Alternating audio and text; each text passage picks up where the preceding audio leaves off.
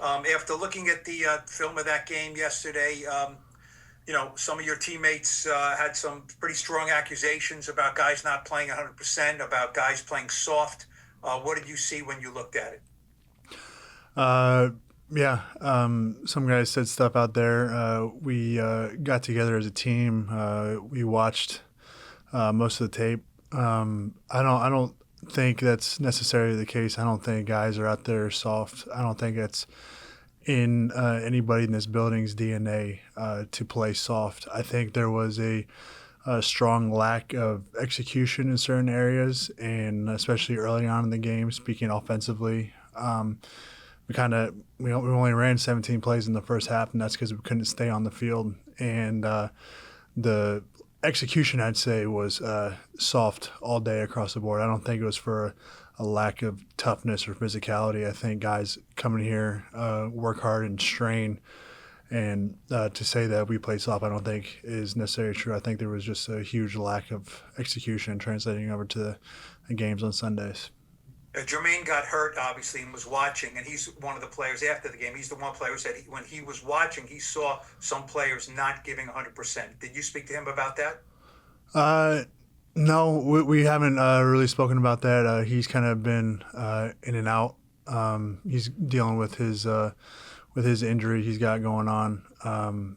From him looking on the sideline, I don't necessarily know exactly what he saw. Haven't talked to him yet about it. But I really disagree. I think the guys out there are playing hard. They're giving everything they can out there. I mean, this is our jobs. We get paid to do that. So I don't think anybody's going out there with a soft mentality. I think just the translation and the execution, moving over from the week and the preparation over to Sunday is what's missing. And for whatever reason, we're trying to figure out why that's the case. And we've been trying to do that for a couple of weeks now. So got to keep chipping away at it, figure out how to get this thing going. Thanks, Jon. Yeah. Rock. Jon, you mentioned, it's been a couple of weeks here. We keep hearing the same message post-game from a lot of the leaders on offense and defense. Why do you think that that's not reaching the target audience? Is there a leadership void or is there a follower void? Just the message and what exactly were you referring to? Sorry. Well, a lot of the guys on defense, you hear about execution and getting the details down, right? So that's what seems to be frustrating a lot of the leaders on this team when they talk about what's going wrong. So why is that not being fixed by the people who are following those leaders? Yeah, that's a tough question. Honestly, it's a really good question. Leaders on this team try to set as good as an example as they can out there on the field and in the team meeting room and the position rooms. And I'm not trying to call anybody out, but for certain people, you can only do so much for them. There comes a point where the execution or the detail isn't there, and whether that is on offense or defense or special teams, I don't know. We try to take care of our own house, especially on the offense side of the ball, leave defense up to what defense is, and we can only do so much as offensive linemen, just kind of speaking from our perspective. And feel like everybody has to, take ownership and of their position group and as a whole, the offense and defensive unit. And like you said, those details, the lack of execution, kind of turning into like a weekly thing. It's kind of something we've really been trying to figure out for this past month plus, and still haven't gotten it. But I still believe in this team. It's a really young core with a really good core of veterans, and still trying to figure out how to mold that stuff. And we're going to keep trying. There's no quitting this team. I have another deep one on the same topic though. You've been around football teams your whole life. Some of the best teams, best coaches too. What do you think about this coaching staff and its message? Are they still telling the right message, or is it just falling on the wrong ears? No, yeah, we've had the same consistent message all year, and guys have bought in. Guys believe in the scheme. I don't think it's necessarily the coaching message. There's the end of the day.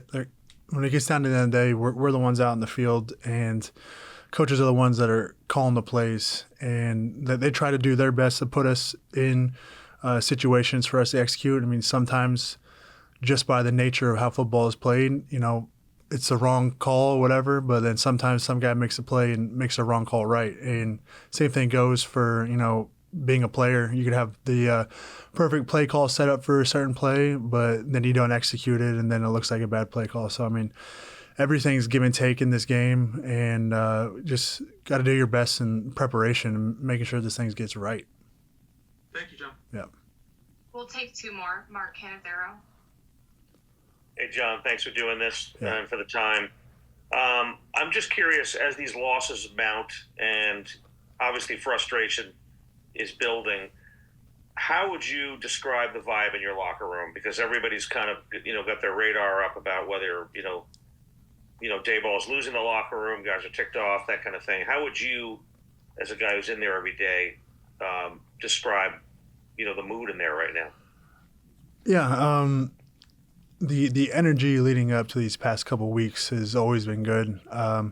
Whether that's in the locker room, out at practice, or in the cafeteria, it's been good. Guys hanging out in the locker room. Once you got everything done for the day, coming in here this morning, turning around on a short week. I mean, I feel like everybody feels like we were embarrassed, and we spoke to that post game in the locker room, and that is the feeling. And guys are in here; they're frustrated, they're mad, and we got a quick turnaround game in about 3 days now, so there's not much time left to dwell on that.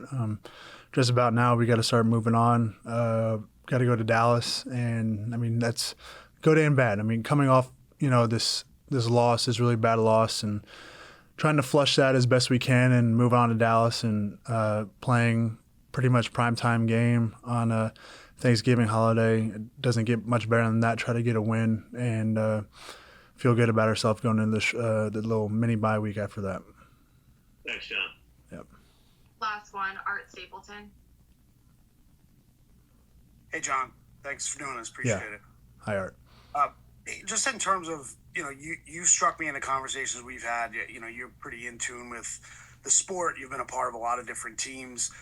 Sometimes on the outside, people expect yelling and screaming, and that's how people will get in touch and get through to teammates, or coaches get through to players. But is this a situation, just listening to what you're saying, where it's almost like the honesty needs to be focused on what guys aren't doing and what plays are not clicking, or the fundamentals aren't working? Because it just seems like you guys are focused, and you're focused on, doing the right thing, but then on game day, for whatever reason, those details are not carrying over. Yeah, that's well said. That's really the kind of sense I get with this team. Everybody is attentive, locked in the meeting rooms, on the practice field, and like I said, we've been trying to figure out for a couple of weeks now that transition with taking all the walkthroughs we have, all the meetings we have, the practice time we have, and just your independent study, and transferring that to feel comfortable out in the field on Sunday when it matters the most. And that's what we're missing right now. Like I said, again, we've been searching really long for how do we get this thing straightened out. And times like this can really, pull, teammates and teams apart from each other. But that has not been the message. Everybody in this locker room knows when, things get like this, it's time to come even closer together and figure out how we get this thing going together, because the more separated you come, the worse things get. A lot of dissent, but I don't sense that in this locker room at all. I feel like guys are still really into it, really connected, and trying to figure out how to get these results on Sunday. Nobody in this locker room is happy with how the season's gone. I mean, we all do this because we've played this sport for a long time. We enjoy it, and we want to win at the end of the day. That's what we do this for, because winning's great, and we bust our butts every week trying to prepare for these games, and just not getting the results. It hurts us just as much as it hurts all these fans, and we're disappointed in ourselves, and we're disappointed for them that we're making them watch these games. And But like I said, there's no quitting this team. We're doing everything we can to get this thing going.